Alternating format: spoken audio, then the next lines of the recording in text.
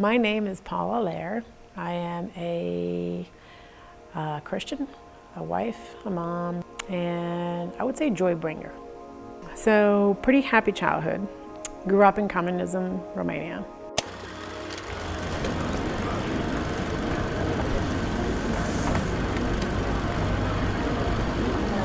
Had wonderful parents. So we would go to the beach, we would go to the mountains. So pretty happy. We go forward, you never know when a crisis might hit. And I remember having one of those, okay, Dad is in the hospital, okay, it's okay, he'll come out, it's okay. And I didn't know there was a God, so I couldn't pray. And so we got home, and this is Christmas, you want to be happy for Christmas, right? And then I found out. And that pretty much turned my whole life upside down. When you carry weights, you can't make very much progress, right? Mom, like most mothers, had a way of convincing you to do things. So one afternoon, she's like, well, let's go to church. And it was raining, and I had a headache, and I was like, well, sure, let's go to church. And this was an underground Baptist church. And for the first time, I without realizing, I was healed. There was no more headache.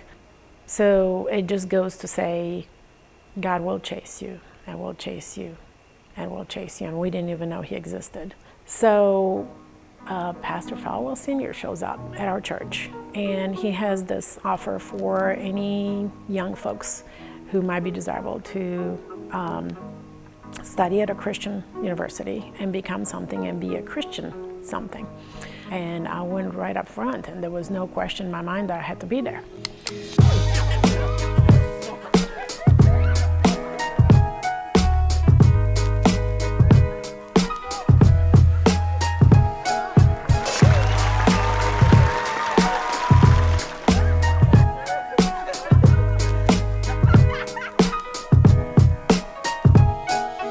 It was hard.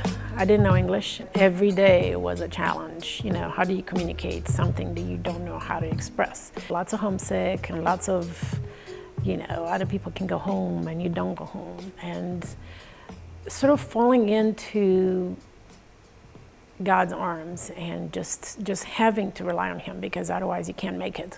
They had a prayer room on the hallway, and I would go there with my Romanian Bible, and I would just pause, and I would open the Bible.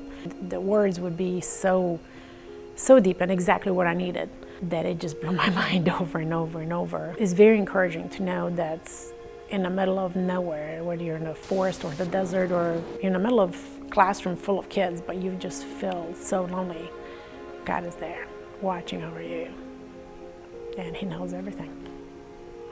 And I ended up in an accounting class, and funny enough, that's where my future husband was. He was very business oriented, and he would trade and sell baseball cards and whatever was the popular thing, and slowly opened his own shop. And I would help him a little bit actually while I was still in college. And it's funny because I just slowly but surely, I got out of my shell, and I had to learn how to communicate in, my new language. And we got married. And so I remember thinking, well, gee, you got me second language. I am terrified of speaking to people, and here I'm, running this store, but God, So it did amazing. It just, numbers kept climbing, and then I learned a new thing. I learned about the baptism of Holy Spirit with fire, and I never heard of that. And fire sounds like a scary thing, but God's fire is awesome. I didn't have such an ease talking about him. And I remember receiving that baptism and being like, I don't care if you don't like this. I really, not in a ostentatious, look at me way, I have a burden to tell you about what I know. And if I don't, I'm going to be accountable for you. We had actually a fire 11 years ago, and all that we had worked for 20 years, all was destroyed in one night. 3 or 4 children were in the building, and they're still with us by some miracle. Unless you go through trauma and through lows, you can't be a blessing to somebody else. You can't have the empathy and the, let me cry with you.